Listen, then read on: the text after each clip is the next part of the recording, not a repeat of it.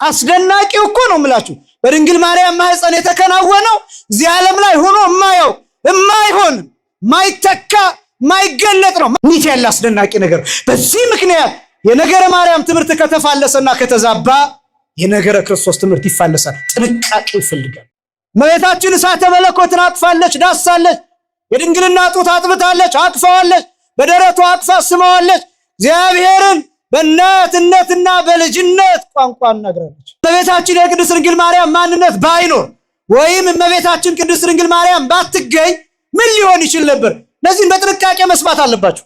የፍጡርነትን የቅድስና ጥግ፣ የሰው ልጆችን የመጨረሻ መልክ ያሳየችን እመቤታችን።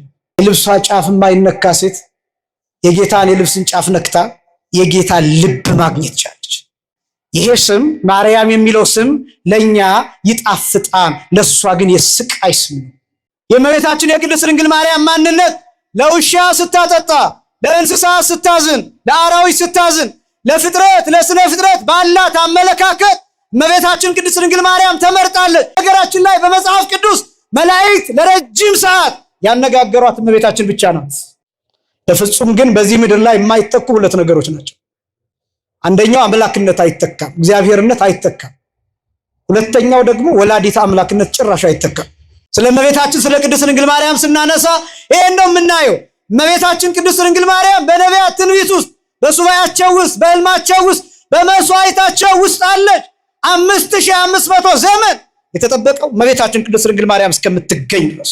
ዲስከቨሪንግ ክራይስት ኢን ኦል ስክሪፕቸርስ የሚል መጽሐፍ አነባችሁ የምታውቁ ከሆነ ወጣቶች ወንድሞች እህቶች፣ ክርስቶስን በሁሉም የመጽሐፍ ቅዱስ ክፍል ማግኘት ማለት ነው።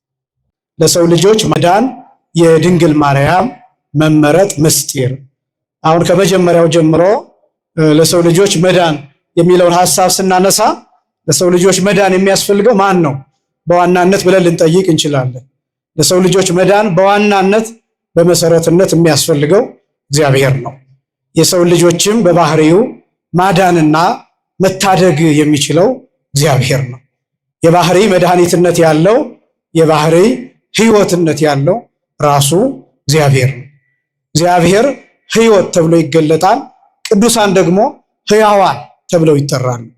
እግዚአብሔር የሁሉ ነገር ፍጻሜ፣ መጨረሻ፣ ማለቂያና ማብቂያ ተብሎ ይገለጣል። ቅዱሳን ደግሞ ወደዚህ እውነትና ወደዚህ ሕይወት የገቡ ተብለው ይገለጣሉ እንጂ በራሳቸው ቅዱሳንን ሕይወት ብለን አይደለም የምንጠራቸው። እግዚአብሔርን ሕይወት ብለን እንጠራለን፣ ቅዱሳንን ደግሞ ሕያዋን ብለን እንጠራለን። የቅዱሳን በረከትና አማላጅነት ከሁላችን ጋር ይሁን። እንዲህ ከሆነ ለሰው ልጆች መዳን የሚለውን ሐሳብ ማንሳት ለምን አስፈለገ ቢባል አስደናቂ የሆነው የእግዚአብሔር ባህሪ በማዳን ውስጥ ሰዎችን ያሳትፋል፣ ፍጥረታትን ያሳትፋል፣ እኛን ያሳትፋል። በጣም የሚደንቃችሁም እኛን ራሱ ለማዳን እግዚአብሔር እኛን ራሳችንን ያሳትፈናል። በመጽሐፍ ቅዱስ በዮሐንስ ወንጌል ምዕራፍ 5 ላይ ሁልጊዜ የሚገለጥ ታሪክ አለ። መጻጉዕን ጌታ ሊፈውሰው ሲል ልትድን ትወዳለህን ብሎ ጠይቆታል። ለምንድን ነው አሁን መጻጉዕን ልትድን ትወዳለህን ብሎ የጠየቀው? መጻጉዕ 38 ዓመት ሙሉ በአልጋ ቆይቷል። ሽባ ሆኗል፣ ከስቷል፣ ሰውነቱ ሰሏል፣ ደቋል። በበሽታ የኖረ ሰው መዳን እንደሚፈልግ የታወቀ ያውም ደግሞ እግዚአብሔር መጻጉዕን ልትድን ትወዳለህ ብሎ ለምን ጠየቀው እያወቀ ቢባል ፈቃዱን ይፈልጋል። አስወድዶ አስፈቅዶ እግዚአብሔር ያድናል። በሌላ አገላለጥ የመጻጉዕ ፈቃድ ተሳትፎ መኖር አለበት ለመዳን። ቤተክርስቲያን የምትመጡት ለዚያ እንድታስቀድሱ የሚደረገው፣ ንስሐ እንድንገባ የሚደረገው፣ ሱባኤ እንድንይዝ የሚደረገው፣ ጸሎት እንድንጸልይ የሚደረገው ፈቃዳችንን በዚህ በኩል እንድንገልጥ ነው። እሺ ማለት ነው።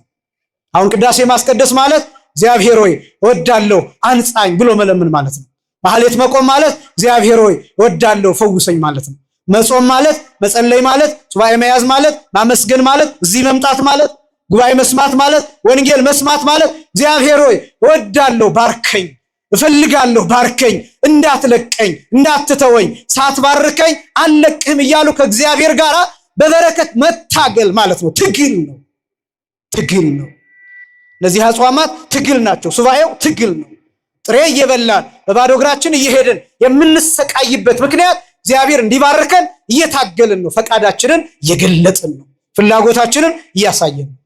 ስለዚህ እግዚአብሔር በማዳን ውስጥ ተሳትፎ ይፈልጋል። በጣም ደግሞ አስደናቂው ይመናል ሰዎችን ብቻ አይደለም እግዚአብሔር የሚያሳትፈው፣ በማዳን ውስጥ መላእክትን አሳትፏቸዋል። ለምሳሌ መልአኩ ቅዱስ ገብርኤልን ወደ እመቤታችን ልኮታል።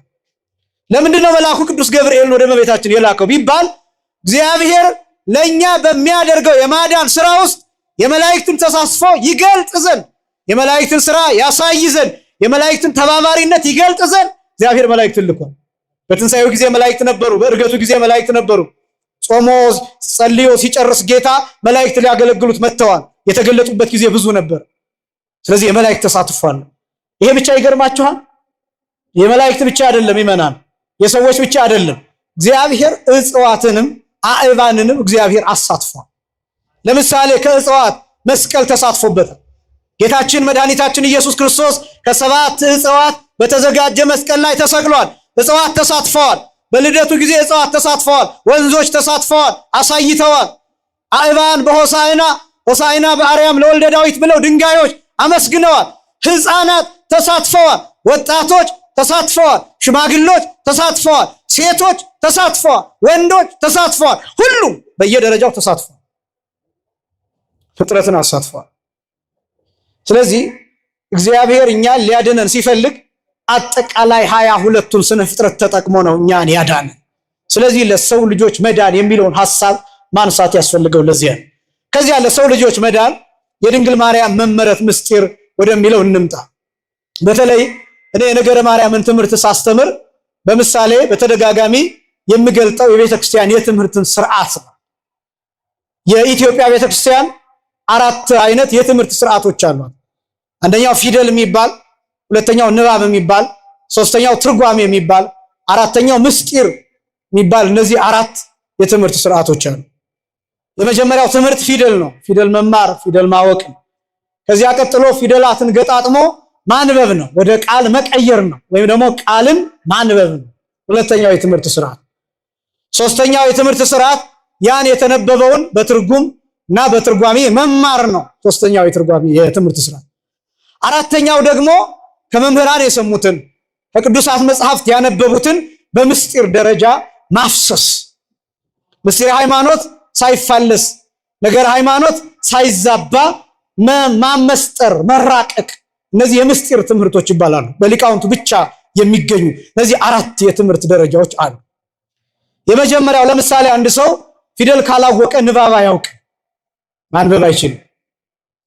ፊደል ካልተማረ፣ ፊደል ካላወቀ ንባብ ማወቅ፣ ንባብ ማንበብ አይችልም። ንባብ ያላወቀ ሰው መተርጎም አይችልም። ትርጓሜ ማስተማር፣ ትርጓሜ መማር አይችልም። ንባብ ያላወቀ ሰው፣ ትርጓሜ ያልተማረ ሰው፣ ትርጓሜን ያላወቀ ሰው፣ ትርጓሜን ያልተረዳ ሰው ማመስጠር አይችልም። አሁን የመጨረሻው የምስጢር ትምህርት ያልነው መሰረቱን የሚያደርገው ፊደል ላይ ነው። ምን ላይ ነው አልኳችሁ? ፊደል ላይ። የመጀመሪያው የትምህርት መሰረት ፊደል ነው። ፊደል ቅርጹ ከተበላሸ፣ ከተሰረዘ፣ ከተደለዘ፣ ከተዘቀዘቀ፣ ቅርጹ ከተቆረጠ ንባቡ ይበላሻል። ንባብ ከተበላሸ ትርጓሜ ይበላሻል። ትርጓሜ ከተበላሸ ምስጢር ይፋለሳል። ስለዚህ እነዚህ 4 ነገሮች መጠበቅ አለባቸው።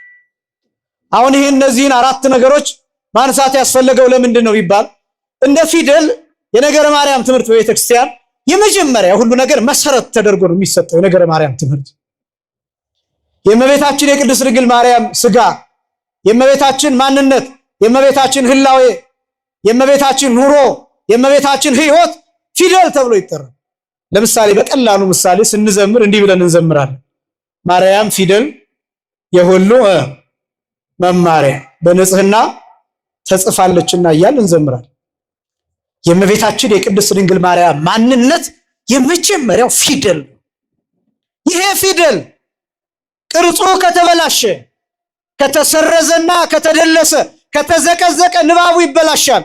የነገረ ማርያም ትምህርት የተዛባ ከሆነ የነገረ ክርስቶስ ትምህርት የተዛባ ይሆን። ምክንያቱም ክርስቶስ ከእመቤታችን ተገኝቷል በስጋ። በደንብ አስተውሉ። በስጋ ድንግል ምንጭ ናት። ክርስቶስ ውሃ ከምንጭ ከእመቤታችን ፈልቋል። ድንግል መሶብ ናት። እንጀራ ክርስቶስ፣ ህብስት ክርስቶስ፣ ዳቦ ክርስቶስ ከመሶብ ከእመቤታችን ተገኝቷል። መሶቡ የተበላሸ ከሆነ እንጀራው የተበላሸ ይሆናል። ህብስቱ የተበላሸ፣ ዳቦ የተበላሸ፣ መሶቡ ንጹህ ካልሆነ፣ መሶቡ በጭጫን የተወረረ በትል የተወረረ ቆሻሻ ያልጸዳ ንጹህ ያልሆነ ከሆነ ከመሶቡ የሚገኘውን ህብስት እንጸየፈዋለን። ምንጩ የደፈረሰ ከሆነ ከምንጩ የሚገኘውን ውሃ እንጸየፈዋለን፣ በሽታም ያመጣል። ስለዚህ ምንጩን ጠንቅቀን የምናስተምረው ለዚያ መሶቡን ጠንቅቀን መብያውን፣ ትሪውን፣ መጠጫውን፣ ስኒውን ጠንቅቀን ንጹህ እንደሆነ እኛ አይደለንም ንጹህ ያደረግነው፣ ንጹህ እንደሆነ አበክረን አጠንክረን የምንናገርበት ምክንያት የተገኘውን ህብስት ከፍታ ለማሳየት ነው።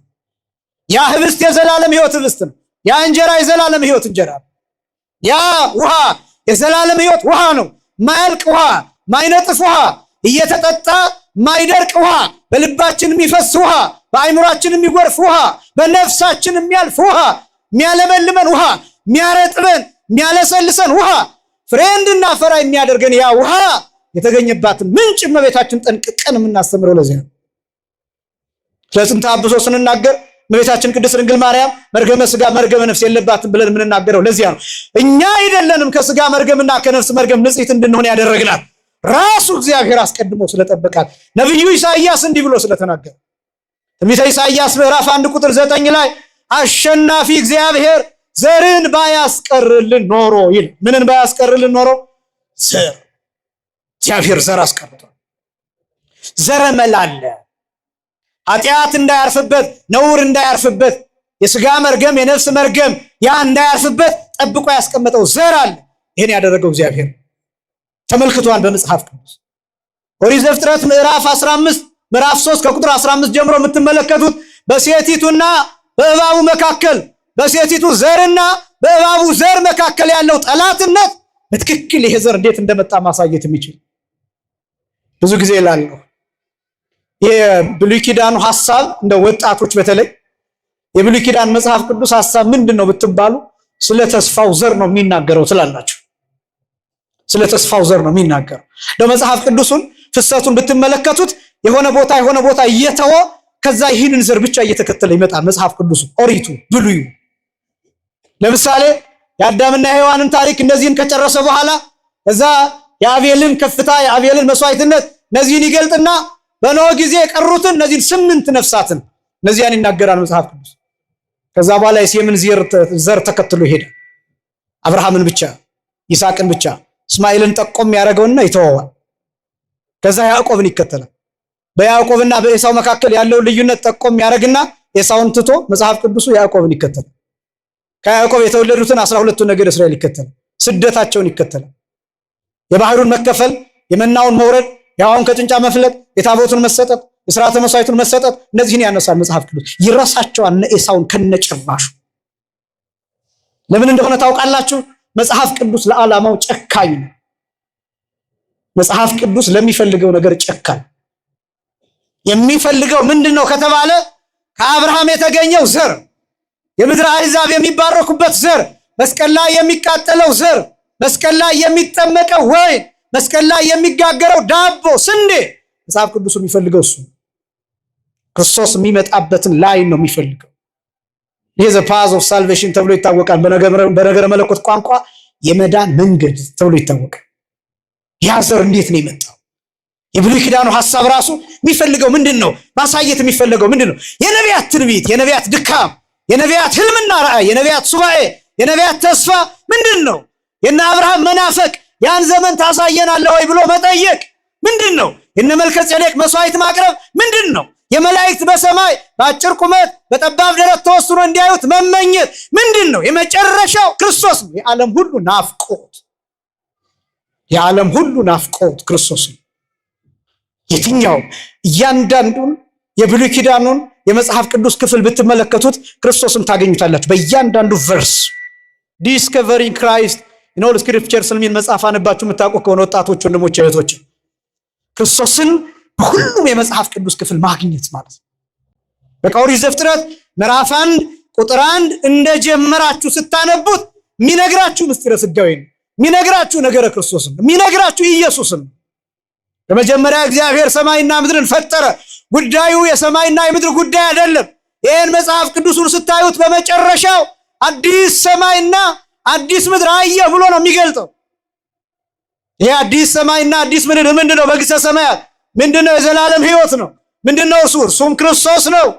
ምክንያቱም የምንበላው እርሱን ነው፣ የምንጠጣው እርሱን ነው፣ የምንለብሰው እርሱን ነው፣ የምንኖርሰው እርሱን ነው፣ የምንተነፍሰው እርሱን ነው። የምንኖርበት ብርሃን እርሱ ራሱ ነው። ሌላ የለም። እዚያ ተራራ የለም፣ እዚያ ወንዝ የለም፣ እዚያ ሸለቆ የለም፣ እዚያ የኮሪደር ልማት የሚያብለጨልጭ ነገር የለም።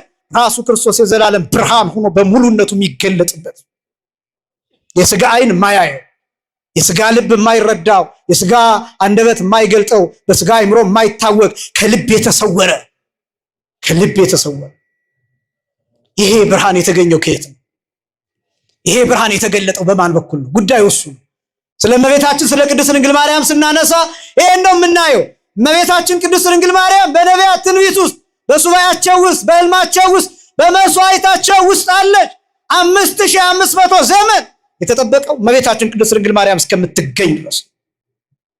አሁን ይሄ እመቤታችን የቅድስት ድንግል ማርያም የእሷ ነፃ ፈቃድ ብቻ አይደለም። አስቀድሞ የተጠበቀው ዘር እመቤታችን ቅድስት ድንግል ማርያም ናት። ትናንትና የጽንሰታ ታሪኳን ስትሰሙ እንደነበረው የቴክታ ጴጥሪቃ ራእይን ትመለከታላችሁ። እንቦሳይቱን እየወለደች ወይም ጥጃይቱ ጥጃ እየወለደች እስከ 6 ከዛ 6ኛይቱ ጨረቃ ከዛ ጨረቃይቱ ፀሐይን ስትወልድ የሚል ራእይ ይህን ሰምታችሁ ይሆን? አሁን አይታችሁት ከሆነ ከበረት ይጀምራል። ከዛ ከበረት ወዴት ይሄዳል? ወደ ሰማይ ቀጥታ ወደ ሰማይ ይሄዳል። ራእዩን አያችሁት? ከበረት በአንድ ጊዜ ወደ ሰማይ እንዴት መሄድ ተቻለ? ክርስቶስ በበረት ይወለዳል። ምንድነው ግን የሆነው? ክርስቶስ በበረት ሲወለድ ሰማዩ ወደ ምድር መጣ። በረቱ ሰማይ ሆነ። በረቱ ጽርሐ አርያም ሆነ። መላእክት አመሰገኑበት። ቅዱስ ቅዱስ ቅዱስ የሚለው ምስጋና ምድርን የሚያንቀጠቅጣት ምስጋና ከብርሃን ጋር ጎረፈ፣ ከብርሃኑ ጋር ፈሰሰ። ክርስቶስ በበረት ተወለደ። በረቱን ምድሩን ሰማይ አደረገው። መላእክት ተገለጡበት። እረኞቹ መጡ፣ ከመላእክት ጋር አመሰገኑ። የሰማይና የምድር መላእክት በእመቤታችን ምክንያት አንድ ሆኑ። ክብርና ምስጋና ለአምላካችን ይሁን። ይሄን አንድነት የሰጠን አምላክ ከበረት ወደ ሰማይ ራእዩ ሲሄድ ታዩታላችሁ። እንዴት ሆኖ? አሁን ስትመለከቱት ጥጃና ጨረቃ ምን አገናኛቸው? ጥጃና ፀሐይ ምን አገናኛቸው? በዘር አይገናኙ። ተመልከቱ። ምንድነው የሆነው? በምስጢረ ሥጋዌ ምንድነው የሆነው? በድንግል ማርያም ማህፀን ምንድነው የተከሰተው ቢባል በባህሪ የማይመስለን ማለት እንደኛ የማይራብ፣ እንደኛ የማይጠማ፣ እንደኛ የማይደክም፣ እንደኛ የማይሞት ሩቅ ቃል አካላዊ ቃል መጥቶ ከድንግል ማርያም ከስጋዋ ስጋ ከነፍሷ ነፍስ ነስቶ እንደኛ ተራ ከብት እንዴት ጨረቃን ይወልዳል? ጥጃ እንዴት ጨረቃን ትወልዳለች? ጨረቃ ፀሐይን ወለደች ቢባል እሺ ይቀራረባሉ፣ በብርሃን በማዕረገ ብርሃን ይቀራረባሉ። ከብት ግን እንዴት ጨረቃን ወለደ ሊባል ይችላል? እንዴት እንዲህ አይነት ራእይ ይታያል? አስደናቂው እኮ ነው የምላችሁ። በድንግል ማርያም ማህፀን የተከናወነው እዚህ ዓለም ላይ ሆኖ የማየው የማይሆን ማይተካ ማይገለጥ ነው። ማንም ብዙ ጊዜ ላለሁ እኔ የቆምኩበት ቦታ ላይ ነገ ሌላ መምህር ያስተምርበታል። መምህራን ይተካሉ፣ ትውልድ ይተካል፣ እናትነት ይተካል፣ አባትነት ይተካል፣ በጣም ብዙ ነገሮች ይተካሉ። እናቶች ዛሬ እናቶች እንደሆናችሁት ልጆቻችሁ እናቶች ይሆናሉ፣ ትውልድ ይቀጥላል። በፍጹም ግን በዚህ ምድር ላይ የማይተኩ ሁለት ነገሮች ናቸው። አንደኛው አምላክነት አይተካም፣ እግዚአብሔርነት አይተካም። ሁለተኛው ደግሞ ወላዲተ አምላክነት ጭራሽ አይተካም። ጭራሽ ነው የምላችሁ፣ ወላዲተ አምላክነት አይተካም ጭራሽ። ሌላ ሰው ሊሆን አይችልም። እመቤታችን ቅድስት ድንግል ማርያም ልንሆን በማንችልበት ቦታ ነው የቆመችልን። በፈረሰው ቦታ፣ በፈረሰው እናትነት፣ በፈረሰው ሴትነት፣ በፈረሰው ስብዕና፣ በፈረሰው መልክ በኩል በጎሰቆለው ማንነት በኩል ነው የቆመችልን እመቤታችን። በማንችለው በማንቆምበት ተፈልገን በማንገኝበት ሁሉ ብንባል እንኳን ልንሆን በማንችልበት ቦታ እመቤታችን የማይቻለውን ችላ ሔዋን ያልቻለችውን እመቤታችን ችላ ሔዋን በልታ ያመጣችውን ዕዳ እመቤታችን ተርባ ያን ዕዳ ከፍላ ያ ባዶ በሆነው ቦታ እመቤታችን ቆመችልን። ወላዲተ አምላክነት አይተካም። ቤዛነት የሚባለው ይሄ ቤዛ ማለት ምትክ ማለት ነው። ቤዛ ማለት ተለዋጭ ማለት ነው። ቤዛ ማለት ተቀያሪ ማለት ነው። ለምሳሌ እኔ አሁን በቆንኩበት ቦታ ፈንጂ ቢኖር ቦምብ ቢኖር እናቴ ትመጣና ለምን ፈንጂ ላይ ይቆማል ልጄ ከሚሞት ብላ እኔን ገፍታ እሷ ፈንጁ ላይ ትቆምበታለች። ስለዚህ እሷ ስለኔ ታልፋለች። አያችሁት? ቤዛነት ማለት ምትክነት ማለት አያችሁት? ተለዋጭነት ማለት ያ ፈንጅ የሚመነዳው ቦምብ ላይ እመቤታችን በቅድስና ቆመችበት። አላቃጠላትም፣ አልገደላትም። ምክንያቱም ንጽሕት ናት፣ ምክንያቱም ቅድስት ናት። የሲና ተራራ ተቃጥሏል። የሲና ተራራ እስከዛሬ ድረስ ጥቁር ነው። የሲና ተራራ ነዷን፣ ቀልጧን፣ ተንቀጥቅጧል እስከዛሬ ድረስ ነው የምላችሁ። እመቤታችን እሳተ መለኮትን አቅፋለች፣ ዳሳለች። የድንግልና ጡት አጥብታለች፣ አቅፋዋለች። በደረቷ አቅፋ ስማዋለች። እግዚአብሔርን በእናትነትና በልጅነት ቋንቋ እናግራለች። በፍጹም ይሄ አይተካም፣ በፍጹም። ስለዚህ እመቤታችን በፈረሰው ቦታችን ነው የቆመችልን። ያ ጊዜ ይሄ ነው። በአንድ ጊዜ ከበረት ወደ ሰማይ እንድንሄድ ያደረገን ይሄ ነው። ለምን? ሰማያዊው ዓላማ በምድር ላይ ልንገልጠው በማንችለው መልኩ ቃል ሥጋ ሆነ ተብሎ ተገልጧል። ይሄን ምስጢር አባቶቻችን ለማወቅ በሽበት ወደ መቃብር ወርደዋል። እድሜ ዘመናቸውን ቃል እንዴት ነው ሥጋ ይሆነው? ቃል እንዴት ነው ሥጋ ይሆነው? ለምሳሌ አሁን የዮሐንስ ወንጌል ብትመለከቱ በመጀመሪያ ቃል ነበረ፣ ቃልም በእግዚአብሔር ዘንድ ነበረ፣ ቃልም እግዚአብሔር ነበረ፣ ይህም በመጀመሪያው በእግዚአብሔር ዘንድ ነበረ ይልና ቁጥር 14 ላይ ያ ቃል ሥጋ ሆነ። ምን ማለት እንደሆነ ታውቃላችሁ? በመጀመሪያ ቃል ነበረ ማለት በመጀመሪያ አይራብም ነበር፣ አይጠማም ነበር፣ አይደክምም ነበር፣ አይሞትም ነበር፣ አይያዝም፣ አይጨመጥ፣ የሚነጭ ፂም አልነበረውም። አሁንስ ያ ቃል ሥጋ ሆነ። ስለዚህ ምን ሆነ? ያ ቃል ሥጋ ከሆነ በኋላ ግን ሚገረፍ ሆነ፣ ሚሰቀል ሆነ፣ በጲላጦስ ፊት የሚቆም ሆነ። አይሁድ ገመድ በአንገቱ ላይ አስረው የሚጫወቱበት ሆነ። ለኛ ሲል መስቀል ተሸክሞ የሚደፋ ሆነ። ሚታይ እርቃን፣ ሚዳሰስ አካል፣ የሚመታ በጥፊ የሚመታ በቡጢ የሚመታ አገጭ እና ፊት፣ ይሄ ሆነለት። ቃል ሥጋ ሆነ ማለት እንደሱ። ልክ ቅዱስ ቄርሎስ በምን መስሎ ይናገራል መሰላችሁ? በብረት መስሎ ይናገራል። ብረቱ እሳት ውስጥ ሲገባ በእሳቱ ሲግል ብረቱ በእሳቱ ምክንያት ቀይ ይሆናል። ከዚያስ የሚቀጠቅጠዋን ጥረኛ እንደፈለገ አድርጎ ይቀጠቅጠዋን ቅርጽ ያወጣለታል። ቢፈልግ ማጭድ አድርጎ፣ ቢፈልግ መዶሻ አድርጎ፣ ቢፈልግ ጉጠት አድርጎ ይሰራዋል። አንጥረኛው በእሳቱ ምክንያት። ቃል ለምን ሥጋ ሆነ ቢባል እንዲደበደብ ነው፣ እንዲመታ ነው፣ እንዲራብ ነው፣ እንዲጠማ ነው፣ እንዲከሰስ ነው፣ በጲላጦስ ፊት እንዲቆም፣ ወደ ሄሮድስ እንዲሄድ፣ ሊቃነ ካህናቱ እንዲያንገላቱት፣ እንዲመታ፣ ካሳ እንዲከፍል። ስለዚህ ክርስቶስ ቃል ሥጋ ሆነ። ይሄ ነው ከሰማይ ከምድር ወደ ሰማይ የመሄድ ምስጢር። ይሄ ነው በሰማይ ያለው ምስጢር። እንደው አንድ የሚገርመኝ የኛ ሊቃውንት የሚሉት ነገር አለ። አካላዊ ቃል ሥጋና ነፍስን ከመቤታችን ለመዋሃድ ሲመጣ በአምሳለ ሊቀ ካህናት ለቅዱስ ሚካኤል ተገልጦለታል እና ተከትሎታል ይላል። ግን አስደናቂ ምን እንደሆነ ታውቃላችሁ? ለመላእክት የሚጠቁመውን ምስጢር ተመልከቱ። ለመላእክት የሚያሳየውን ምስጢር ተመልከቱ። ይሄ ምስጢር ከመላእክት አእምሮ ጭምር እንኳን የተሰወረ እንደሆነ ግን እመቤታችን ከመላእክት ሁሉ ይልቅ በማህፀኗ የወሰነችው ምስጢር እንደሆነ እመቤታችን ከፍጡራን ሁሉ በላይ የምትሆንበት አንዱ ምስጢር ይሄ። እንዴት ያለ ድንቅ ነገር! እንዴት ያለ አስደናቂ ነገር! በዚህ ምክንያት የነገረ ማርያም ትምህርት ከተፋለሰና ከተዛባ የነገረ ክርስቶስ ትምህርት ይፋለሳል። ጥንቃቄ ይፈልጋል። ኦ ድንግል ይላል አባ ሕርያቆስ ሲናገር መፍሪት ለእንተ ይትበላ ወመንቅት ለእንተ ይሰተይ፣ የሚበላውን ያፈራሽልን ድንግል ሆይ ለአንቺ አንክሮ ይገባል፣ አድናቆት ይገባል፣ እጹብ እጹብ መባል ይገባሻል። የሚጠጣውን ያመነጨሽልን ድንግል ሆይ ለአንቺ አድናቆት ይገባል። ይሄ ንጹህ ውሃ፣ ይሄ ንጹህ መጠጥ፣ ይሄ ንጹህ ምግብ ካንቺ ተገኝቷል። ማንም ሊያስገኝልን የማይችለውን ምግብ ሰተሽናል። ስለዚህ አባ ሕርያቆስ እንወድሻለን እያለ ይገልጣል። ማርያም ሆይ ስለዚህ ነገር እናከብርሻለን፣ እንወድሻለን። በዚህ ምክንያት የእመቤታችን የቅድስት ድንግል ማርያም ፊደል ማንነቷ ፊደል ተብሎ ይጠራል። በጣም አስደናቂውን ነገር ልንገራችሁ። ፊደል ሲገጣጠም ቃል ይሆናል። ፊደል ሲገጣጠም ምን ይሆናል አልኳችሁ? ቃል ይሆናል። ንባብ ይሁን። አሁን እኛ ያገኘነው ንባብ ልንገራችሁ። ፊደል ሲገጣጠም ማለት ነው። ቃል መጣ።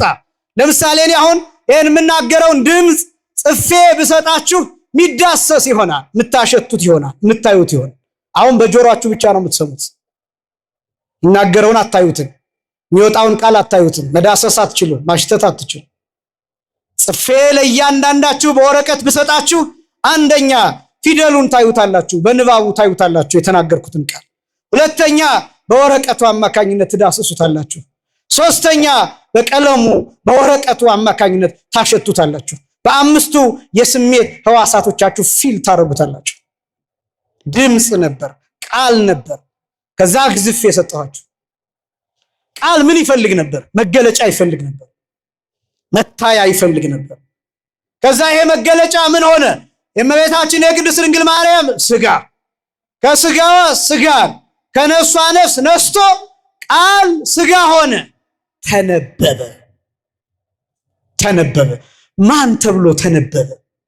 በደንብ ስሙ። ምን ተብሎ ተነበበ? አማኑኤል ተባለ። እስኪ በሉ ሁላችሁም አማኑኤል በሉ። አማኑኤል በሉ። ንባብ። አሁን ንባብ አገኘ። ፊደል አለን። ፊደል ማን ነው? የእመቤታችን የቅድስት ድንግል ማርያም ስጋ፣ የእመቤታችን የቅድስት ድንግል ማርያም ማንነት። ከዛ ቃል መጣ፣ ከእመቤታችን ስጋን ነፍስን ነሳ። ከዛ ምን ሆነ? ተዋሃደ፣ ቃል ስጋ ሆነ። ከዛስ ምን ሆነ? ተነበበ። ተነበበ። ሲነበብ ምን ተብሎ ተነበበ? አማኑኤል ተባለ። አማኑኤል የሚል ንባብ አገኘን፣ እንተረጉማለን። ፊደል፣ ንባብ፣ ትርጓሜ፣ ምስጢር ነው ያልኳቸው። እነዚህ አራት ነገሮች ተነበበ፣ አማኑኤል ተባለ። አማኑኤል ማለት ነው እግዚአብሔር ከኛ ጋር ትርጉም አገኘ፣ ትርጓሜ አገኘ። ተመልከቱ። አሁን እነዚህ ነገሮች የእመቤታችን የቅድስት ድንግል ማርያም ማንነት ባይኖር ወይም እመቤታችን ቅድስት ድንግል ማርያም ባትገኝ ምን ሊሆን ይችል ነበር? እነዚህን በጥንቃቄ መስማት አለባችሁ። እግዚአብሔር ሌላ ሰው ማዘጋጀት አይችልም ማለታችን አይደለም። ግን ከፍጡራን ወገን ንጽሕት ሆና ቅድስት ሆና ልዩ ሆና የተገኘችው እመቤታችን ናት። በነገራችን ላይ በመጽሐፍ ቅዱስ መላእክት ለረጅም ሰዓት ያነጋገሯት እመቤታችን ብቻ ናት፣ ድንግል ማርያም ብቻ ናት። ከመላእክት ጋር ረጅም፣ ለምሳሌ አሁን ዮሐንስን ራእይ ብትመለከቱ ወንጌላዊ ቅዱስ ዮሐንስ ከመላእክት ጋር ረጅም ሰዓት አውርቷል። ግን በራእይ ነው። በምንድን ነው አልኳችሁ? በራእይ ነው ዮሐንስ ከመላእክት ጋር የተነጋገረው። እመቤታችን ቅድስት ድንግል ማርያም ግን በራእይ አይደለም፣ በቀጥታ እንዲያውም ወንጌሉ ጠንቅቆ ሲጽፍ መልአክ እርሷ ወዳለችበት ገባ። ቦአ መልአክ አብያ፣ መልአክ እርሷ ወዳለችበት ገባ። ሲጨርስስ ንግግራቸውን ሲጨርሱ መልአኩ ከእርሷ ሄደ ብሎ ነው የሚጨርሰው። ምን ማለት እንደሆነ ታውቃላችሁ? መላእክት ወደ እርሷ ሲመጡ፣ መላእክት ከእርሷ ሲሄዱ ልክ እኔ እናንተን እንደማያችሁ እናንተ እኔን እንደምታዩ ታያቸዋለች። ለምን እንደሆነ ታውቃላችሁ? እመቤታችን ከማዕረገ መላእክት በላይ ናት። ከመላእክት ደረጃ በላይ ናት። ለሌሎቹ ሲገለጥ እንዴት ነበር መልአክ የሚገለጠው? እንደ እሳት ነበር የሚገለጥላቸው። እልም ነበር የሚለው፣ ድንቅ ነበር የሚለው። መላእክት ለተገለጠላቸው ነቢያት ሁሉ ቅዱሳን መጽሐፍትን ብትመለከቱ ለምሳሌ ለዘካርያስ ድንገት ወአስተርአዮ መልአከ እግዚአብሔር እንተ የማነ ምሥዋ ይላል። በመሰዊያው በቀኙ በኩል የእግዚአብሔር መልአክ ተገለጠለት። ከዚያስ ዱዳ አድርጎት ነው ሄደው፣ አንደበቱን ዘግቶት ነው ሄደው። መላእክት ሲገለጡ ለብዙዎቹ እንደዛ። ይሄ ብቻም አይደለም። መላእክት ሲገለጡላቸው ብዙዎቹ ይፈራሉ፣ ይደነግጣሉ፣ አንዳንዶቹ እንደ በድን ይሆናሉ። እመቤታችን ግን በመልአኩ አይደለም የደነገጠችው፣ በንግግሩ ነው የደነገጠችው። ከቃሉ የተነሳ ነው የሚለው። ረያ ደንገጸት ቃሉ ነው የሚለው። ከቃሉ የተነሳ ደነገጠች፣ ከመልአኩ ግርማ የተነሳ አይደለም የሚለው። ለምን አልደነገጠችም? በመልአኩ። መልአኩ ከእርሷ በታች ነው በማዕረግ። ምክንያቱም እመቤታችን የፍጡርነትን የቅድስና ጥግ ነው ያሳየችው። አምላክ አይደለችም፣ ፈጣሪ አይደለችም። እንደ አምላክም አይደለም ምናያል። የአምልኮ ስግደትም አይደለም ምንሰግድና፣ የባህሪ ስግደትም አይደለም፣ የአምልኮ ምስጋናም አይደለም የምንሰጣት፣ የባህሪ ምስጋናም አይደለም የምናቀርብላት፣ የጸጋ ነው። ግን የፍጡርነትን የቅድስና ጥግ፣ የሰው ልጆችን የመጨረሻ መልክ ያሳየችን እመቤታችን። መቅድመ ተአምረ ማርያም ላይ የምትሰሙት አለ አይደል? ሁልጊዜ የእመቤታችን መልኳ የማንን መልክ ይመስላል ነው የምንለው? የአምላክን መልክ ይመስላል። ሐሳቧ እንደማን ሐሳብ ነው? አስደናቂ እኮ እንደ እግዚአብሔር ሐሳብ፣ እንደ አምላክ ሐሳብ። ተመልከቱ፣ አእምሮዋ በእግዚአብሔር ዘንድ ተፈትሾ ያለፈ። ለምሳሌ ለውሻ ስታጠጣ ታዩዋታላችሁ። አሁን እነዚህ ታሪኮች ቀላል ይመስላሉ።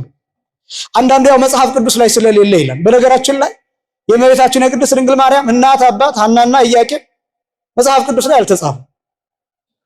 ግን እንደው መጽሐፍ ቅዱስ ላይ እመቤታችን እናትና አባት ስላልተጻፉ እመቤታችን እናትና አባት የላትም ማለት ነው? ተመልከቱ፣ አልተወለደችም ማለት ነው። የኔና የእናንተ እዚህ መሰባሰብ መጽሐፍ ቅዱስ ላይ የለም። ወንጌል ላይ መጽሐፍ ቅዱስ ላይ ስለሌለ እኔና እናንተ እዚህ አልተገኘንም ማለት ነው። ሁሉም ነገር መጽሐፍ ቅዱስ ላይ ተጽፎ እንዲገኝ ማሰብ በጣም ሞኝነት ነው። የእመቤታችን የቅድስት ድንግል ማርያም ትንሣኤዋ፣ እርገቷ መጽሐፍ ቅዱስ ላይ ያልተጻፈ የሚላችሁ ሰው ይኖራል። መሞቷስ ተጽፏል። አንዳንድ ነገሮች በቢብሊካል በሆነ ሎጂክ ማየት ያስፈልጋል። መጽሐፍ ቅዱሳዊ በሆነ አመክንዮ ሁሉም ነገር እንዲጻፍ አንጠብቅ እና አንዳንዴ ጥንቃቄም ጭምር ያስፈልጋል። የእመቤታችን የቅድስት ድንግል ማርያም ማንነት ለውሻ ስታጠጣ፣ ለእንስሳ ስታዝን፣ ለአራዊት ስታዝን፣ ለፍጥረት ለስነ ፍጥረት ባላት አመለካከት እመቤታችን ቅድስት ድንግል ማርያም ተመርጣለች። ለውሻ ዋዝናለታለች። ልብ በሉ፣ እንኳን ለውሻ ማዘን ይቅርና ለሰው ማዘን በጠፋበት ዓለም፣ እርስ በርስ መተዛዘን በጠፋበት ዓለም፣ ወንድም ለወንድሙ በማያዝንበት ዓለም፣ ወንድም ወንድሙን በሚገርፍበት ዓለም፣ ወንድም ወንድሙን በሚገልበት ዓለም ተመልከቱ።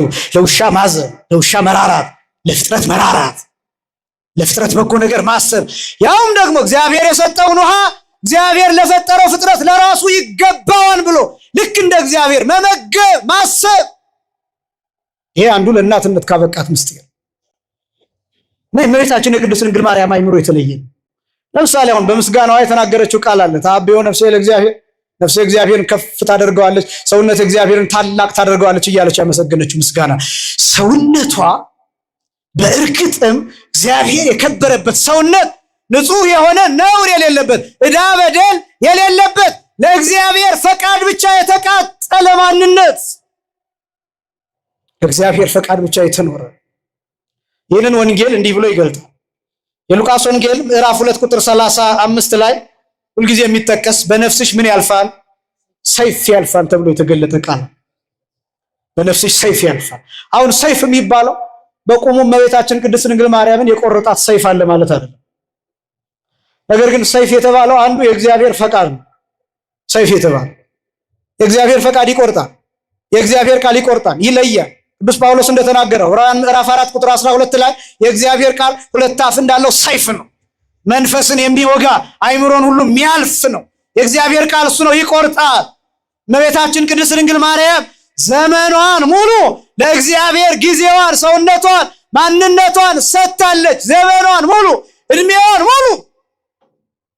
ሙሉ በነገራችን ላይ ማርያም የሚለው የስም ትርጓሜ ራሱ በተለይ የቋንቋ ሊቅ የሆኑት አለቃ ኪዳነ ወልድ ክፍሌ ለሃይማኖት አይጠቀሱም፣ ለቋንቋ ይጠቀሳሉ። ማርያም የሚለውን ሲተረጉሙ ማር ማለት መራራ ማለት ነው ይላሉ በዕብራይስጥ ቋንቋ። ያም ማለት ዘመን ማለት ነው ይላሉ። ማር ማለት ነው አልኳችሁ፣ መራራ። ያም ማለት ዘመን ማለት ነው። ዮመ ሰፈረ፣ ቆጠረ፣ ቀመረ። ዮም ማለት ዛሬ፣ 24 ሰዓት፣ ዕለት፣ ዘመን ማለት ነው ብለው ይተረጉሙታል። የኔታ ዮሐንስ አሉ አይደለም አለቃ ኪዳነ ወልድ። ማር ማለት መራራ። ለምሳሌ ኦሪት ዘጸአት ምዕራፍ 15 ቁጥር 23 ላይ ብትመለከቱ የማራ ውሃ የሚል ታገኛላችሁ። ማራ ማለት መራራ ማለት ነው። ያ ውሃ ሲጠጡት በጣም ስለመረራቸው ስለጎመዘዛቸው በዚያ ምክንያት ስፍራውን ማራ ብለው ጠሩት። ውሃውን ደግሞ የማራ ውሃ ብለው ጠሩት። የሚመር ውሃ፣ የማይጣፍጥ ውሃ፣ የሚጎመዝዝ ውሃ ማለት ነው። ማር ማለት መራራ ማለት ነው። ያም ማለት ዘመን ማለት ነው። በተገናኝ ማርያም ማለት መራረ ዘመን ማለት ነው። ዘመኗ መራራ የሆነ ማለት ነው። ሕይወቷ መራራ የሆነ ማለት ነው። አኗኗሯ መራራ የሆነ ማለት ነው። እድሜዋን ሙሉ በመራራ ዘመን ያለፈች ማለት ነው። ይህ ስም ለመጀመሪያ ጊዜ የተሰጠው ለሙሴ እህት ማርያም ነው የተሰጠው። የመጀመሪያ የተጠራችው የሙሴ እህት ናት ማርያም። ማርያም በተወለደችበት ዘመን ማርያም ተብላ የተጠራችበት ምክንያት ወንድ ልጆች ይገደሉ የነበረበት ዘመን፣ እስራኤላውያን ጡብ እየተሸከሙ ፒራሚድ እየተጫናቸው ይሞቱበት የነበረበት ዘመን፣ ሕፃናት እየተረገጡ ጭቃ እያቦኩ የተወለዱ ልጆች እዚያው እየተቦኩ የፒራሚድ መስሪያ የሆኑበት የነበሩበት ዘመን ነው። የእስራኤል ደም እንደ ደመ ከልብ የሆነበት እንደ ውሃ የሆነበት የተናቀበት እስራኤላውያን እጅግ አብዝተው ባሪያ የነበሩበት ዘመን ነበር። ያን የዕብራውያን ሴቶች ወንድ ነው የምንወልደው ወይስ ሴት ብለው ይጨነቁበት የነበረበት ዘመን ነው። እና የሙሴ እናት የማርያም እናት ማርያምን ስትወልዳት ዞር ብላ ተመለከተቻት። እንዳሁኑ አልትራሳውንድ የለም፣ ወንድ ይሁን ሴት ይሁን አይታወቅም። ምናልባት በእርግጫው በምኑ እናቶች ከልምድ ካላወቁት በስተቀር አይታወቅም ወንድ ነው ሴት ነው የሚወለደው የሚለው ቴክኖሎጂ የለም። ስለዚህ ይጨነቃሉ። እና ልክ ማርያም ስትወለድ እናቷ ዞር ብላ ተመለከተቻት። ሴት ናት፣ ሴት ናት። ሴት መሆንሽ መልካም ነው። ወንድ ቢሆን ኖሮ አይናችን እያየ ይገደል ነበር። ግን የተወለድሽበት ዘመን ክፉ ነው። የተወለድሽበት ዘመን ጭንቅ ነው። ስለዚህ ስምሽ ማርያም ይሁን ብላ ስሟን ማርያም አለቻት። ዘመኗ መራራ ነው ስትል ደግሞ አስደናቂው ማርያም የሙሴ እህት በተወለደችበት ዘመን የነበረው ሁሉ እመቤታችን በተወለደችበት ዘመን ነበር። እና ማርያም ከማርያም ሙሴ ከክርስቶስ ግብፅ ከግብፅ ይነጻጸራል። ግብፅ ከሲኦል ጋር፣ ግብፅ ከመቃብር ጋር፣ ግብፅ ከዚህ ዓለም ጋር ይነጻጸራል። የሙሴ እህት ማርያም የእመቤታችን የቅድስት ድንግል ማርያም ምሳሌ ሆና ትጠቀሳለች። በሙሴ እህት ማርያም ጊዜ የሚወለዱ ዕብራውያን ወንድ ልጆች ይገደሉ እንደነበረ ሁሉ እመቤታችንም ጌታን በወለደችበት ጊዜ 144,000 ወንዶች ተገድለዋል። የሙሴ እህት ማርያም በተወለደችበት ዘመን በግብፅ መከራ እያዩ ስቃይ እያዩ እንደነበረ ሁሉ እመቤታችንም ጌታን ይዛ በግብፅ አሸዋ ተንከራታለች። ስለዚህ ዘመኗ መራራ ነው። ዘመኗ፣ ሕይወቷ፣ አኗኗሯ መራራ ነው። ይሄ ስም ማርያም የሚለው ስም ለኛ ይጣፍጣል፣ ለሷ ግን የስቃይ ስም ነው። የመስዋዕትነት ስም ነው። ካሳ የመክፈል በልኳ በክርስቶስ ልክ አይደለም ያልኩት። ካሳ የመክፈል በልኳ የሴትነትን ዕዳ የመክፈል ልክ ነው ማርያምነት። የሴቶችን ዕዳ የመክፈል ከዚያ በኋላ ነው። በነገራችን ላይ እመቤታችን ከመጣች በኋላ ነው ሴቶች የጌታን የልብስን ጫፍ የመንካት መብት ያገኛችሁት። ይሄን ታውቃላችሁ? የጌታን የልብስ ጫፍ ነው የምላችሁ። በብሉይ ኪዳን ምን አይነት ስርዓት እንደነበረ ልንገራችሁ። ወርሃዊ ልማድ ላይ ወይም በግልጽ ቋንቋ የወር አበባ ላይ የሆነችን ሴት የልብሷን ጫፍ የነካ ሰው እስከ ማታ ድረስ የረከሰ ነው። የልብሷን ጫፍ የነካ ሰው እሷን አይደለም እምላችሁ፣ የልብሷን ጫፍ የነካ ሰው እስከ ማታ ድረስ የረከሰ ነው። ይሄ በብሉይ ኪዳን። በአዲስ ኪዳን እመቤታችን ቅድስት ድንግል ማርያም ከመጣች በኋላ ክርስቶስ ከእመቤታችን ከተወለደ በኋላ በጥንተ ስብከቱ ለመጀመሪያ ጊዜ ያሳየው ምን እንደሆነ ታውቃላችሁ? የልብሷ ጫፍ የማይነካ የነበረችዋ ሴት የልብሱን ጫፍ እንድትነካ ፈቀደላት። ክብርና ምስጋና ለአምላካችን ይሁን። አመስግኑ። የልብሷ ጫፍ የማይነካ የነበረች ሴት፣ ያቺ ሴት ምን አይነት ሴት ናት? 12 ዓመት ሙሉ ደም ከማህፀኗ ይንጠባጠብባት የነበረችዋ ሴት። ያቺ የልብሷ ጫፍ መነካት አለመነካት ብቻ አይደለም፣ እሷ የሄደችበት መንገድ ደም ምልክት ስላለው ሰዎች የማይሄዱበት መንገድ፣ ገሊት በዚህ አልፋለች የሚባልበት መንገድ፣ ሰዎች ሁሉ እየሸሹ እንዳትነካቸው እንዳይነኳት እየሸሹ የሚሄዱባት ያቺ ሴት የተፈቀደላት የልብሱን ጫፍ እንድትነካ ነው። ሌላ ሁሉ የልብሱን ጫፍ አልነካም፣ እየገፋው ነበር የሚያልፈው። እሷ ግን የልብሱን ጫፍ ነካች። አስደናቂው ይህ አይደለም። የልብሱን ጫፍ መንካቷ ብቻ አይደለም፣ የነካቸው የልብሱን ጫፍ ብቻ አይደለም፣ የነካቸው አምላክነቱን ነው የነካቸው፣ እግዚአብሔርነቱን ነው የነካቸው፣ ፈጣሪነቱን ነው የነካቸው አይምሮውን ነው የነካቸው። ለምን ቢባል በወንጌል እንደተጻፈው በተለይም በማርቆስ ወንጌል ምዕራፍ 5 ከቁጥር 30 ጀምሮ እንደተጻፈው ማነው የነካኝ? ኃይል ከኔ ሲወጣ ታውቆኛል ብሎ ነው የገለጠው ጌታ። የልብስ ጫፍ ተነክቶ እንዴት ኃይል ይወጣ? ሳትገፋው አካሉን ሳትነካው የልብሱን ጫፍ ብቻ ነክታ ኃይል እንዴት ከእርሱ ወጣ ቢባል የነካችው እርሱን ነው፣ የልብሱን ጫፍ ብቻ አይደለም። ከዛ እኔ በጣም የሚገርመኝ እሷ ፈርታ ማነው የነካኝ እያለ ሲናገር ፈርታ መታ እየተንቀጠቀጠች በፊቱ ትወድቃለች፣ በፊቱ ድፍት ትላለች። ሊገልጣት ነው የፈለገው። እምነቷ እንዲገለጥ ፈለገ። የሴትነት ክብር እንዲገለጥ ፈለገ። የሴት ልጅ ጥበብ እንዲገለጥ ፈለገ። የሴቶች ኃይል እንዲገለጥ ፈለገ። ከዛስ እንዲህ ነው ያላት ጌታ ልጅቷ፣ ልጅ ሆይ ነው ያላት። በነገራችን ላይ በየትኛውም የመጽሐፍ ቅዱስ ስፍራ የወንጌል ስፍራ ጌታ ይህንን ቃል ተጠቅሞት አያውቅ። ልጅ ሆይ አላት። ምን ሆይ አላት? ልጅ ሆይ። የትም ቦታ አታገኙትም ነው የምላቸው። ለመጀመሪያ ጊዜ ነው ልጄ ብሎ የጠራው ይችን ልጅ ብቻ ነው። ልጅ ሆይ ብሎ ለምን ጠራት ቢባል ሴት የተገፋች ነበረች። አሁን ልጅነትን እንደሰጠ አሁን ያቺ ሔዋን የሔዋን እናት የተባለችው የበለሱን ፍሬ በልታ የተረገመችው ያቺ ሴት ዕዳዋ እንደተደመሰሰላት፣ ታሪኳ እንደተቀየረላት፣ የልጅነት ኃይል፣ የልጅነት ስልጣን፣ የልጅነት መብት እንዳገኘች፣ እኩል እንደሆነች ከወንድ ጋር እኩል መንግስተ ሰማያት እንደምትወርስ፣ እኩል የዘላለም ሕይወትን እንደምትወርስ፣ እኩል እንደምታገለግል፣ አገልግሎቷ እኩል ከክህነት ጋር እንደሚቆጠርላት ለማሳየት ነው። በነገራችን ላይ ሴቶች ካህናት ሆኑ ካህንም አትሆኑት ክህነት ስለማይገባችሁ አይደለም። በደንብ ልብ ብላችሁ ያልተፈቀደ ነገር ሁሉ የማይገባ ነው ማለት አይደለም። ያልተፈቀደ ነገር ሁሉ የማይገባ የማይመጥን ነው ማለት አይደለም። ለክህነት እናንተ ታንሳላችሁ ማለት አይደለም። ለፓትርያርክነት እናንተ ታንሳላችሁ ማለት አይደለም። ከተፈጥሮ አንጻር ጌታ ይህንን ስላልሰጠን ከጌታ የተቀበልነው ማርያም መግደላዊትን ሳይሆን ጴጥሮስን ስለሾመ። ሴቶችን በክህነት ቢሾማቸው ኖሮ ምን ይፈጠር ነበር? ሴቶች ወርሃዊ ልማድ አላቸው። ከ30 ቀን ውስጥ የሚቸገሩባቸው ቀናት ብዙ ናቸው። ሴት በመውለድ ትድናለች ብሎ ቅዱስ ጳውሎስ እንደተናገረው ካህን እንድትወልድ፣ ፓትርያርክ እንድትወልድ፣ ጳጳስ እንድትወልድ፣ የሀገር መሪ እንድትወልድ፣ እንድታሳድግ፣ እናት እንድትወልድ፣ የሁሉ የበላይ የፓትርያርኩ እናት እንድትሆን ነው ለሴት ስልጣን የሰጠው። ከፓትርያርክነት ይበልጣል እናትነት። አንዳንድ ነገሮች ያልተረዳናቸው ብዙ ነገሮች ነው። በጣም ሴትነት በቤተክርስቲያን እንዴት እንደሚከበር እንድታውቁት እንፈልጋለን። ሚመና ቤተክርስቲያን ሴት ነው የምትባለው። ቤተክርስቲያን እናት ነው የምትባለው። ዳግሚት ሔዋን እየተባለች ነው የምትጠራው።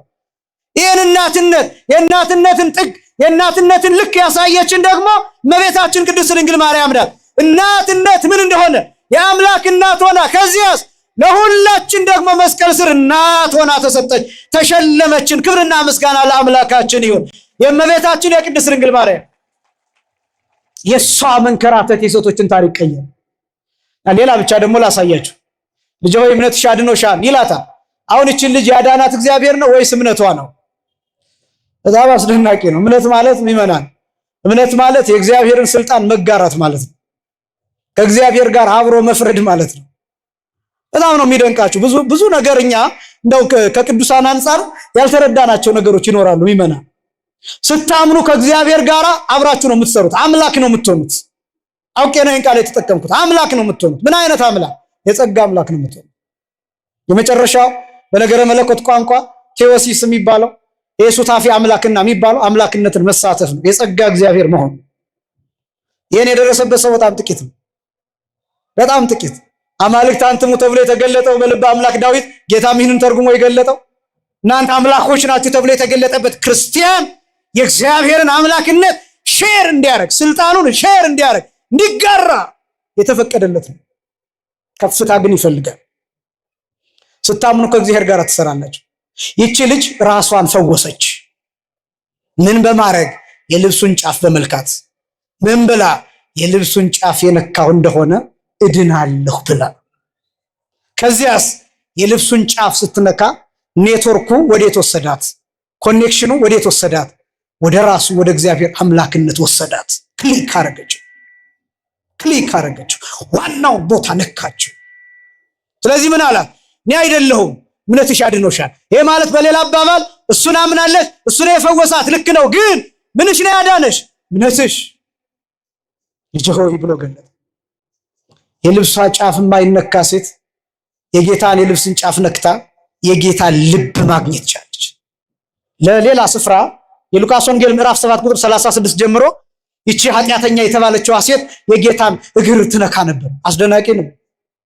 ያቺ ጫፏ የማይነካ የነበረችዋ ሴት የልብሷ ጫፍ ከተነካ የረከሱ ናቸው ተብለው የነበሩ ሴቶች መጥተው የጌታን የከበረ እግሩን መለኮት የተዋሃደው እግሩን በእንባዋ ማጠብ፣ ሽቱ መቀባት፣ የሴት ታሪክ ተቀየረ እና ቅዱስ ዮሐንስ አፈወርቅ በሃይማኖተ አበው ይህንን ሲተረጉም እንዲህ ይላል፣ ሃሎ ዕዳ ላዕለ ትዝምድ አንስት ይላል።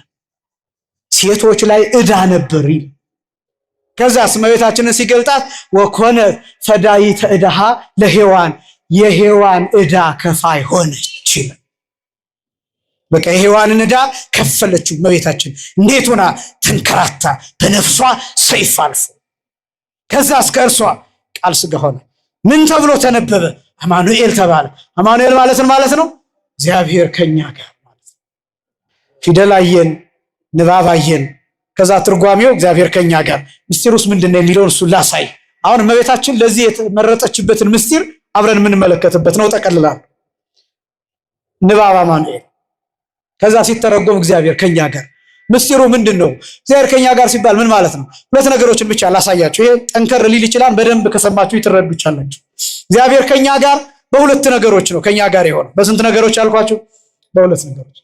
አንደኛው በዝምድና፣ በደንብ ስሙ። እግዚአብሔር ከኛ ጋር የሆነበት ምስጢር አንደኛው በዝምድና፣ ሁለተኛው በአብሮነት። ዝምድና ማለት ምን ማለት ነው? አሁን ቅዱስ ያሬድም ሲገልጣት፣ ቅዱስ ኤፍሬምም ሲገልጣት፣ አባ ሕርያቆስ እመቤታችንን ሲገልጧት ትምክህተ ዘመድን እያሉ ይገልጧታል።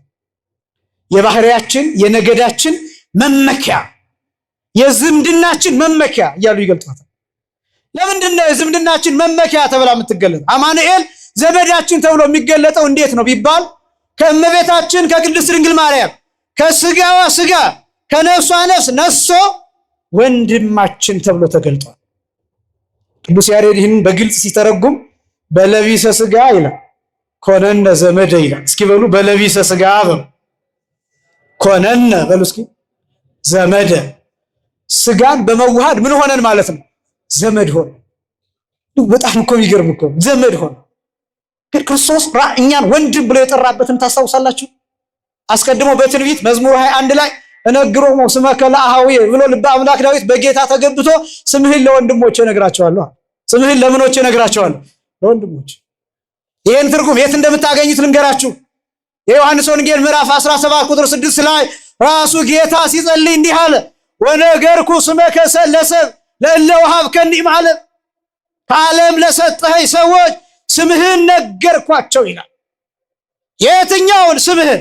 አብ የሚለውን ስምህን፣ አባት የሚለውን ስም። ይህን ትልቅ ስም፣ ይሄ ዓለም የሚጸናበት ስም፣ ሰማይና ምድር የጸኑበት ስም፣ ውቅያኖስ የረጋበት ስም፣ መላእክት የሚሰግዱለት ስም፣ አባት የሚለው አብ የሚለው እሱን ስም ነገረ።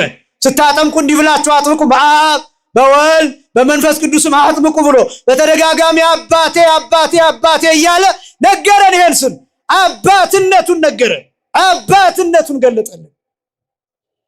ይሄ ስም የሚያቅፍ ስም ነው። ክንፍ ሆኖ የሚያስጠልል ስም ነው። ቤት ሆኖ የሚያኖር ስም ነው።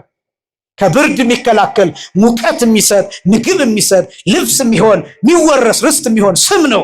ዝም ብሎ ስም፣ ባዶ ስም አይደለም፣ ባዶ ስም አይደለም። ይህን ስም ነገረን። ቅዱስ ጳውሎስ ደግሞ እንዲህ ብሎ ተረገመው። ዕብራውያን ምዕራፍ 2 ቁጥር 13 ላይ ኢያሐፍር አኀውየ ብሂሎቶሙ፣ ወንድሞቼ ማለትን አያፍርም ብሎ ገለጠው። ለምን? አንጽቶናላ፣ ቀድሶናላ፣ በደሙ አጥቦናላ። ስለዚህ በነገር ሁሉ እሱ እኛን እንዲመስል ተገባው። ከዚያ ደግሞ እኛን ወደ እርሱ ከፍታ ወሰደን፣ አባቱን ለኛ አባት አደረገ። እንዲህ የሚል ቃል ተጽፏል። አሁንም በዮሐንስ ወንጌል ምዕራፍ 20 ቁጥር 17 ላይ ማርያም መግደላዊትን እንዲህ አላት ጌታ፣ ሂጂና ለወንድሞቼ ንገሪያቸው አላት። ሂጂና ለምኖቼ ንገሪያቸው? ለወንድሞቼ ንገሪያቸው፣ ወደ አባቴ ወደ አባታችሁ፣ ወደ አምላኬ ወደ አምላካችሁ አርጋለሁ ብለሽ ንገሪያቸው አላት። ወደ አባቴ ብሎ ወደ አባታችሁ፣ አስደናቂ ነው። ወደ አምላኬ ብሎ ወደ አምላካችሁ፣ አባቴ ብሎ የእሱን አባት ለእኛ አባት አደረገ። አምላኬ ብሎ የእኛን አምላክ አምላኬ ብሎ ጠራ። ለምን አምላኬ ጠራ ብሎ ጠራ ቢባል ቅድመ ተዋህዶ ፍጡር የነበረ ስጋን እንደተዋሃደ ለማጠየቅ፣ ከተዋህዶ በፊት ፍጡር የነበረ ስጋን እንደነሳ እንደተዋሃደ ለማጠየቅ አምላኬ ብሎ ጠራው። አምላካችሁ አለ፣ ለኛ አምላካችን ነውና አባቱን ለኛ አባት አደረገ፣ አምላካችንን ለሱ አምላክ አደረገ። ራሱን ከኛ ጋር ቆጠረ። ክብርና ምስጋና ለአምላካችን ይሁን። አመስግኑ። በነገር ሁሉ በነገር ሁሉ ወንድሞቹን ሊመስል ተገባው። ደሞም በኩራችን ስለሆነ የመጀመሪያችን ስለሆነ አስቀድሞ ያረገው የተነሳው እሱ ስለሆነ በሰማይ የሚጠብቀን እሱ ስለሆነ በኪሩቤል ጀርባ ተቀምጦ የሚጠብቀን እሱ ስለሆነ በኩራችን ነው። እኛ ወደዚያ እንድንሄድ ነው የምንጠበቀው። በነገር ሁሉ ወንድሞቹን ሊመስል ተገባው፣ ዘመዳችን ሆነ። እንደው ይሄ ብቻ ግን አይደለም። ወንድም ሲባል እንደው ቀለል አድርጋችሁ ተራ አድርጋችሁ ደግሞ እንዳትመለከቱት። እርሱ ወንድማችን ብቻ ሳይሆን አባታችን፣ እርሱ ወንድማችን ብቻ ሳይሆን ሙሽራችን፣ እርሱ ወንድማችን ብቻ ሳይሆን እናታችን። በጣም ግን የሚደንቀው ወንድማችን፣ አባታችን፣ ሙሽራችን ብቻ ሳይሆን ባልንጀራችን፣ ጓደኛችንም ነው። እኔ በጣም ይሄን ማብራራት ነው በጣም የሚከብደኝ። አሁን እንደዚህ እግዚአብሔርን እንደ ጓደኛችን እንደ ባልንጀራችን አድርገን ስንናገር የእግዚአብሔርን ክብር ዝቅ ያደረግ ነው የሚመስለው ሰው ይኖራል። ግን ራሱ የተናገረው የዮሐንስ ወንጌል ምዕራፍ 15 ላይ ይብለክሙ አግብርትየ ባሮቼ አልላችሁም አለ አይርክቴ አንትሙ ወዳጆቼ ጓደኞቼ። ሁላችሁ ክርስቶስ የጴጥሮስ ጓደኛ የጴጥሮስ ባልንጀራ የሆነበት ጊዜ አብሮ የበላበት አብሮ የጠጣበት ተንበርክኮ የጴጥሮስን እግር ያጠበበት የ12ቱን ሐዋርያት እግር ያጠበበት ባልንጀራ የሆነበት ሐዋርያት በሚሰብኩበት በሚያስተምሩበት በየሀገረ ስብከታቸው እንደ ባልንጀራ እየተገለጠ አንዳንድ ጊዜ የመርከብ ካፕቴን እየሆነ ሁሉ በባህር ያሻገራቸው ታሪክ ተጽፏል በስንክሳር። እንድርያስ የመርከብ ካፕቴን የመርከብ ሹፌር ሆኖ ሐዋርያትን ዝም ብሎ እያወራ እንደ እንግዳ ቀስ አድርጎ እያወራቸው አገሩ እንግዳ ናችሁ ከየት መጣችሁ ነው እያለ እየጠየቃቸው አስደናቂ እኮ ነው። እንደ ባልንጀራ የተገለጠበት ጊዜ። ይሄ ብቻም አይደለም፣ እግዚአብሔር ሁሉን ነገራችንን ያውቃል። እግዚአብሔርን አንዳንድ ጊዜ ፎርማል ባልሆነ መንገድ ልናናገረው እንችላለን። መደበኛ ባልሆነ መንገድ ልንወቅሰው እንችላለን፣ ልንከራከረው እንችላለን፣ ልንጠይቀው እንችላለን። ነው ይመናል። ጧትና ማታ የምናቀርበው ጸሎት ብቻ እንዳይመስላችሁ እኛን የሚጠብቀን ከእግዚአብሔር ጋር ኢንፎርማል በሆነ መንገድ ያወራንባቸው ነገሮችም የሚያግባቡን ነገሮች አሉ። ዝምታ ጸሎት ነው። ለምሳሌ አንድ ሰው መጥቶ እዚህ ቦታ ዝም ቢል እየጸለየ ዝም ቢል ነው የምላችሁ። መጥቶ ኩርምት ቢል እየጸለየ በሽላችሁ ያኛውን ጸሎት እንዳትጸልዩ አይደለም። ግን እግዚአብሔር እንዴት ባልንጀራችን እንደሆነ እየነገርኳችሁ ነው። በዚህ ሁሉ ፍቅር እግዚአብሔር አስሮናል። ከዚህም በላይ ደግሞ ክርስቶስ ሙሽራ ነው። መስቀል ላይ ራቁቱን ተሞሽሮልናል። ሙሽራት ናት ቤተክርስቲያኑ፣ ሙሽሪት ናት። ራቁቱን የተሰዋላት፣ ራቁቱን የተሞሸረላት፣ ደም ለብሶ ደም ተጎናጽፎ የተሞሸረላት፣ የደም ኪዳን የደም ቀለበት ያሰረላት፣ ራሱን ያረደላት፣ በእሾህ አክሊል የደቀቀላት ክርስቶስ 19125 ጊዜ መከራ የተቀበለላት። ይሄን ታውቁታላችሁ። ድርሳነ ማህየው ይናገራል። 19125 ጊዜ ክርስቶስ ሲወጋ የኛን መወጋት የኛን መገረፍ እየወሰደው ነበር። ለምን? ዘመዳችን ነው። ወንድምህ ሲመታ ታለቅሳለህ፣ ወንድምህ ሲሞት ታለቅሳለህ፣ እህትህ ስትሞት ታለቅሳለህ፣ ቢያማት ታዝናለህ። ምክንያቱም ስጋህ ናት። ክርስቶስ የኛን መከራ ዘመዳችን ስለሆነ መስቀል ላይ ወሰደው። የኛን ስቃይ፣ የኛን ቁስል፣ የኛን መገረፍ ክርስቶስ ወሰደው። እኔ ተንጠልጥዬ ልገረፍበት በሚገባበት ቦታ ክርስቶስ በእኔ ቦታ ተሰቅሎ የኔን ግርፋት ወሰደው፣ የኔን መርገም ወሰደው፣ የኔን መከራ ወሰደው። መጽሐፍ እንዲህ ብሎ ተናገረ።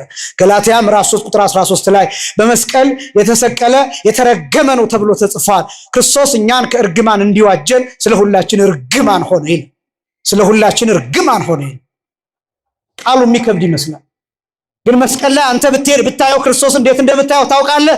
ዘመድህ ነው፣ ወንድምህ ነው፣ አባትህ ነው፣ ሙሽራህ ነው፣ ባልንጀራህ ነው። ያንተን መርገም፣ ያንተን ሌብነት፣ የኔን ሌብነት፣ የኔን ኃጢአት፣ የኔን ማጭበርበር መስቀል ላይ ተሸክሞ ታገኛለህ። ለምን?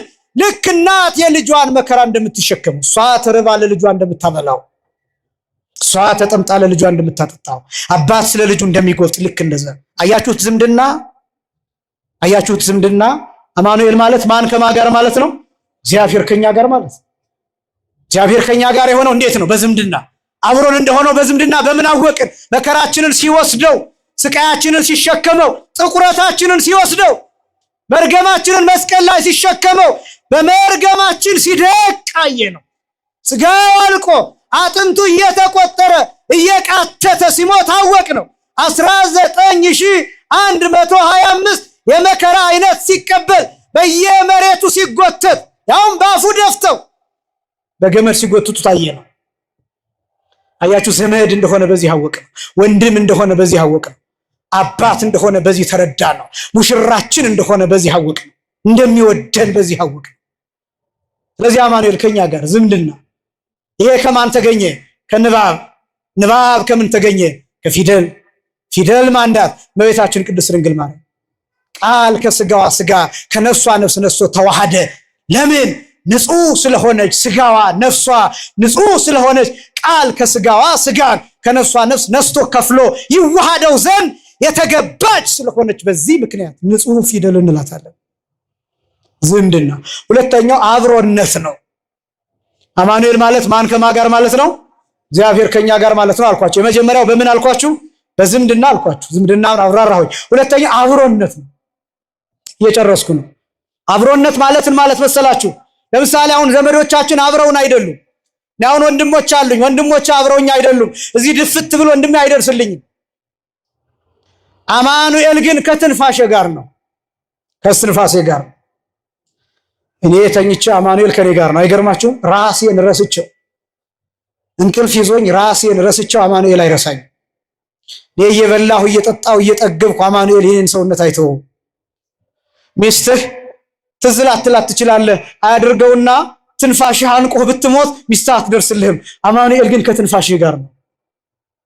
በሄድክበት ቦታ በሄድክበት ጊዜ በምትሄድበት፣ በምትተኛበት፣ በምትበላበት፣ በምትጠጣበት ከራስህ በላይ ለራስህ አማኑኤል ቅርብ ነው። ክብርና ምስጋና ለስም አጠራሩ ይሁን። አመስግኑታም። አብሮነት የሚባል እነዚያ የኤማሁስን መንገደኞች ታስታውሷቸዋላችሁ? መንገድ ላይ ፊታቸው እየጠወለገ ሲሄድ አብሯቸው ነበር። ስለ መከራው እያወሩ ሲሄዱ አብሯቸው ነበር። እንዴት እንደሞተ፣ እንዴት እንደተሰቀለ፣ እንዴት መከራው እንደደረሰበት እያወሩ ሲሄዱ አብሯቸው ነበር። ምግብ ሲበሉስ ቁራሹን ሰጥቷቸው አይናቸው እንዲፈታ አድርጎ በቁራሹ ጠራቸው። ከዚያስ እስከ መጨረሻው አማኑኤል ከእነርሱ ጋር ሆነ። አማኑኤል እስከ ዓለም ፍጻሜ ድረስ ከእናንተ ጋር ነኝ ብሎ በተናገረው ቃል መሰረት ከሁላችን ጋር አብሮነት የሚባለው ይሄ። እኔ አሁን ለተወሰኑ ደቂቃዎች ከእናንተ ጋር ነኝ፣ እናንተም ከኔ ጋር ናችሁ። ከተወሰኑ ደቂቃዎች በኋላ እንለያያለን፣ ወደ የቤታችን እንሄዳለን። አማኑኤል ግን ከሁላችንም ጋር ወደ የቤታችን ይገባል። ሌላው ቀርቶ የአማኑኤል ቸርነት የሚገርመው ኃጢአት እየሰራን እንኳን አይለየንም። ይህን ታውቃላችሁ? ስንክደው ካልሆነ በስተቀር ስሙን ስንክድ ኃይሉን ስንክድ ካልሆነ በስተቀር አማኑኤል ከኛ አይለይም። አብሮነት የሚባል ይሄ ነው። ይሄ ከማን ተገኘ? ከእመቤታችን ከቅድስት ድንግል ማርያም ተገኘ። ይሄ እንዲሆን እመቤታችን ቅድስት ድንግል ማርያም ምን አደረገች? ዋጋ ከፈለች፣ ተንከራተተች። ስለዚህ ስሟ ማር መራራ፣ ያም ዘመን መራራ ዘመን፣ መራራ መዋዕል፣ ዘመኗ መራራ የሆነ ማለት ነው። አንደኛ የመጨረሻውን ልንገራችሁና ልጨርስ። ማር ማለት ኮከብ ማለት ነው። ያም ማለት ባህር ማለት ነው። ማርያም ማለት የባህር ኮከብ ማለት ነው። እስኪ በሉ የባህር ኮከብ በሉ። የባህር ኮከብ ማለት ነው። ያቺኛዋ የሙሴ እህት ማርያም የባህር ኮከብ ተብላ ትጠራለች በሁለተኛው ትርጓሜ። ለምንድን ነው በሁለተኛው ትርጓሜ የሙሴ እህት ማርያም የባህር ኮከብ ተብላ የምትጠራው ቢባል ልክ ባህሩን እንደተሻገሩት ይላችኋል። ማርያም ከበሮውን ብድግ አድርጋ ሲብሖ ለእግዚአብሔር ስብሐ ዘተሰብሐ ብላ የባህሩ ጫፍ ላይ ባህሩ ሲከደን ፈርዖን ከነሰራዊቱ ሲሰጥም ጠላት ሲጠፋ ፈረሰኛውንና ባለፈረሱን የጣለ ያሰጠመ እግዚአብሔር ሆይ እናመሰግነዋለን፣ ምስጉን እግዚአብሔር ሆይ እናመሰግነዋለን ብላ በባህሩ ላይ በምስጋና ነግሳበት ነበር። በምስጋና እንደ ኮከብ አብርታበት ነበር። በዚህ ምክንያት የባህር ኮከብ ትባላለች ያቺ የሙሴ እህት ማርያም። ይችኛዋ እናታችን ማርያምስ፣ ይችኛዋ እመቤታችን ማርያምስ የባህር ኮከብ ለምን ትባላለች? በዚህ ዘመን በሐዲስ ኪዳን ባህር ተብሎ በሚጠራ ዘመን ተብሎ በሚተረጎም በዚህ በሐዲስ ኪዳን እንዲህ ብላ አመስግናለች። ከሐዲስ ኪዳን ሴቶች ቀድማ ነፍሴ እግዚአብሔርን ታከብረዋለች ብላ አመስግናለች። ክብርና ምስጋና ለአምላካችን ይሁን።